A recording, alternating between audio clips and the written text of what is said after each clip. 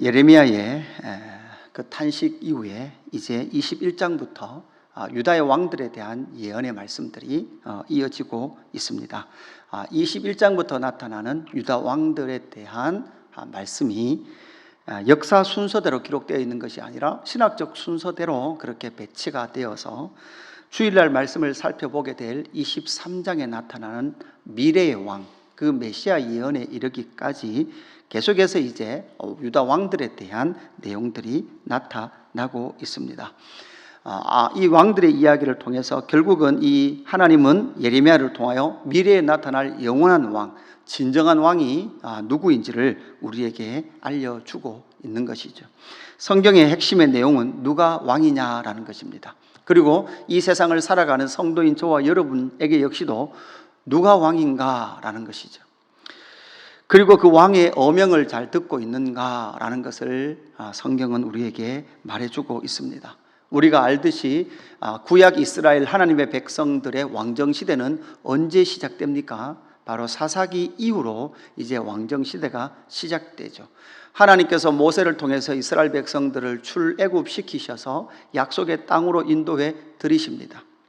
그 약속의 땅에서 하나님은 이루시고 싶은 일이 있었죠. 어떤 일이었습니까? 그 백성들을 거룩한 백성, 제사장 나라 삼아서 하나님이 왕이시다라는 것을 온 열방 가운데 나타내 보이기를 원하셨습니다. 그러나 12명의 사사시대의 결론은 자기의 소견에 옳은 대로 행했던 이스라엘 백성, 그리고 그들 역시도 세상 나라처럼 풍요와 다산을 주는 왕, 전쟁에서 승리하는 그런 왕을 요구했던 것이 사사기의 결론이었습니다.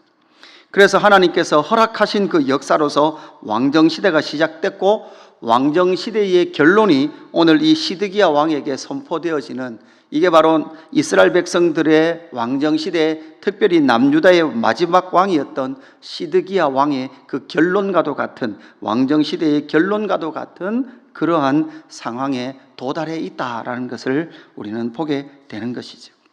시드기야는 지금 바벨론의 공격에 놓여 있습니다. 북이스라엘은 아수르에 망했고, 그 사이에 아수르 역시도 바벨론에게 망하면서 신흥 바벨론의 남유다는 공격에 놓여 있습니다. 지금 예루살렘 성으로 지금 공격해 오고 있는 상황입니다.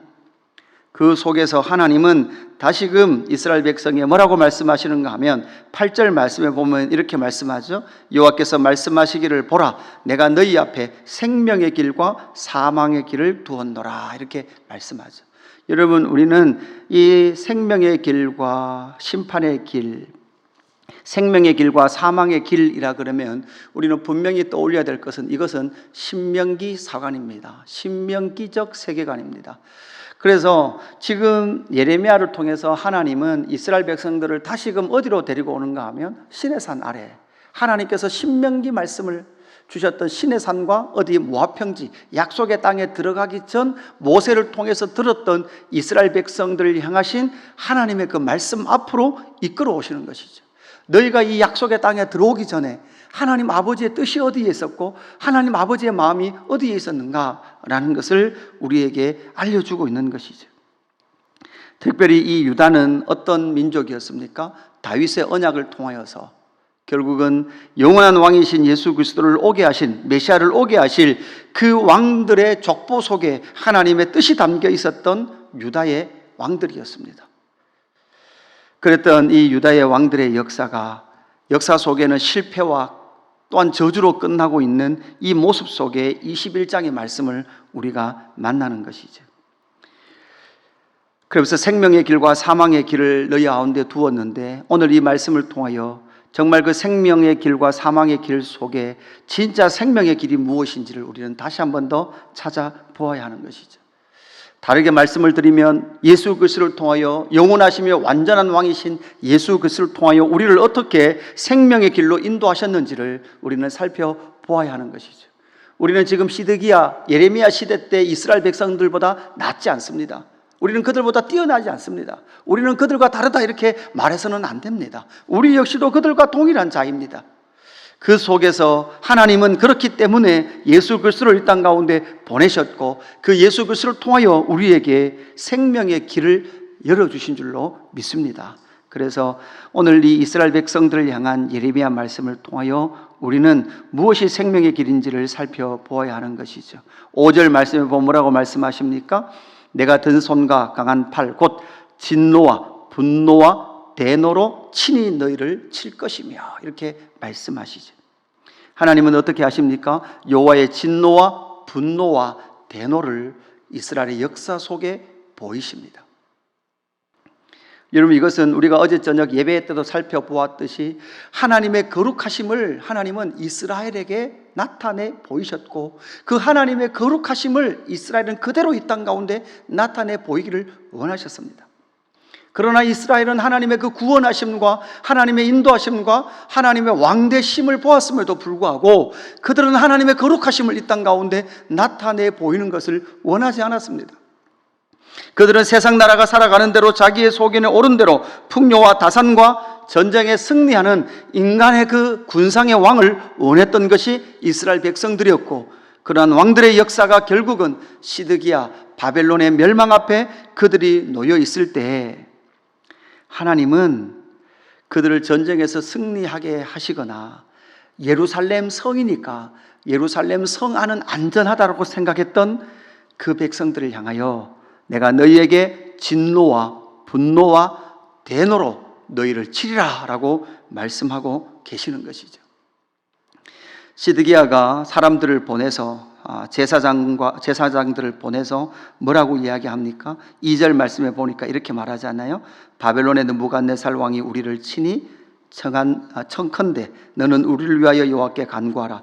여호와께서 혹시 그의 모든 기적으로 우리를 도와 행하시면 그가 우리를 떠나리라. 지금 시드기야는 우리 입장에서 보면 지금 우리의 그냥 기본적인 신앙의 틀로 보면 믿음 좋은 건 누가 같아요? 시드기야 같아요.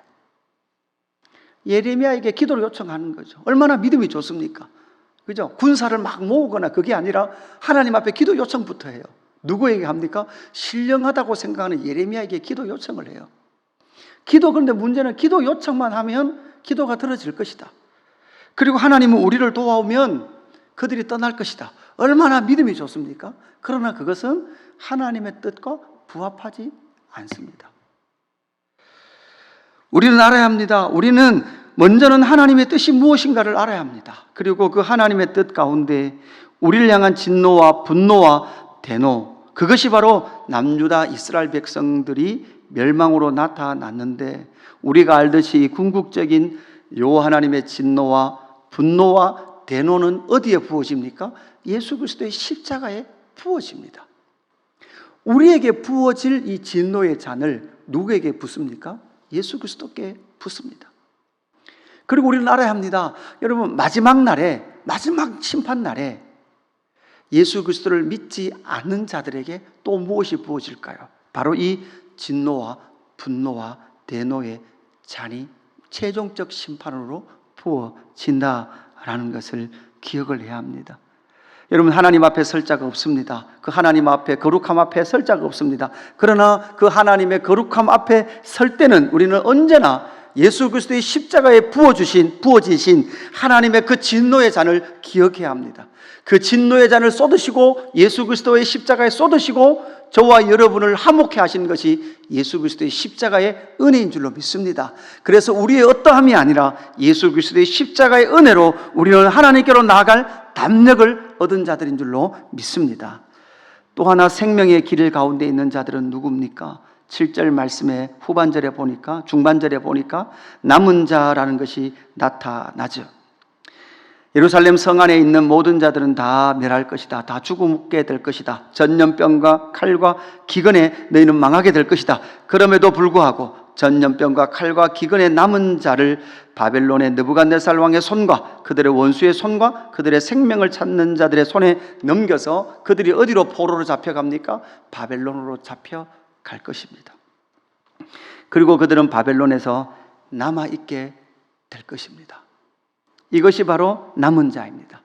생명의 길은 무엇입니까? 바로 하나님의 이 역사 속에 하나님의 주권을 믿으며 하나님의 인도하심을 믿으며 그럼에도 불구하고 하나님의 뜻 가운데 있기를 소망하는 그 사람들, 여러분 역사 속에 보면 이 예레미야 시드기야 시대 때 보면 사실 앞에서도 말씀드렸듯이 믿음 좋은 사람이 시드기야 같고 또 항복을 요구하거든요. 다음 세 번째 단이 보면 항복을 요구하는데 역사 속에 보면요, 그 땅에 남은 자들 중에 바벨론으로 포로로 잡혀가는 자들, 포로로 잡혀가던 자들을 사람들은 그 당시는 뭐라고 생각했는가 하면 이스라엘 땅에도 마지막에 남아있는 사람들이 있거든요. 그 남아있는 사람들이 뭐라고 생각했는가 하면 우리는 죄를 많이 안 지어서 우리는 좀 죄를 덜 짓고 하나님 앞에 회개해서 우리는 이 땅에 남아있고 고국에 남아있고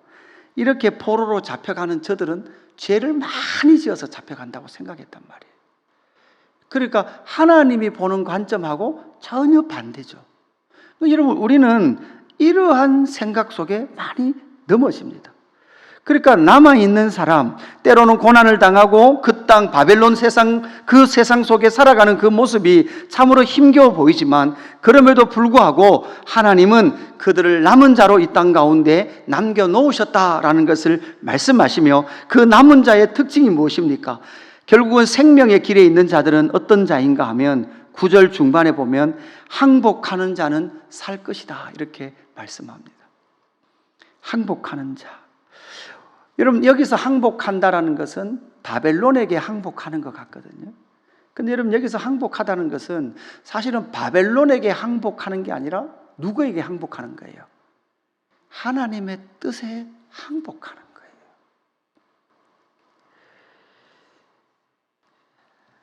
지금 시드기야 입장에서는 전쟁을 치러야 됩니다. 전의를 불살라야 됩니다. 그래도 이길까 말까입니다. 그런데 예레미야는 뭐라고 말합니까? 항복하래요. 대적하지 말래요. 포로로 잡혀가래요. 그렇게 항복할 때에 너희는 이 땅 가운데 남아있게 될 것이다 라고 말씀하시고 그 항복이 심판처럼 나타나지만 그 심판 속에서도 누가 생명의 길을 살아가는 자입니까? 10절 말씀에 보니까 여호와의 말씀이니라 내가 나의 얼굴을 이 성읍으로 향함은 복을 내리기 위함이 아니요 화를 내리기 위함이라. 여러분 보십시오. 화를 내리시는데도 불구하고 하나님의 얼굴은 어디를 향하여? 예루살렘을 향하고 있고 자기 백성을 향하고 있습니다. 그래서 우리는 알아야 합니다. 하나님의 얼굴을 하나님의 진노 속에서도 발견해야 합니다. 예수님은 십자가의 그 진노의 잔을 마시면서도 누구를 바라보았습니까? 나의 아버지, 나의 아버지. 하나님 아버지를 바라보았습니다. 우리는 우리 삶이 조금만 고단하고 힘들고 고난이 있으면 하나님께로 얼굴을 향하지 않습니다. 하나님은 나를 버린 것 같고 하나님은 나의 삶과 상관이 없는 것 같고 하나님이 내 고난을 도우시지 않는 것 같은 그러한 생각 속에 빠져드는 것이 우리의 모습이죠. 그러나 여러분 우리는 하나님께서 우리를 다루시는 그 속에서도 하나님의 얼굴이 우리를 향하고 있다는 그 사실, 여러분 그것을 바라볼 때 바로 생명의 길을 살아갈 수 있다는 사실을 기억하십시오.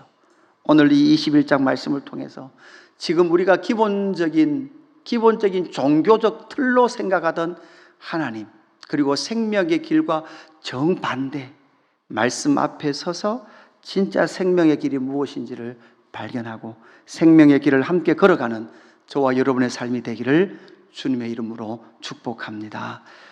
아버지 하나님 감사합니다.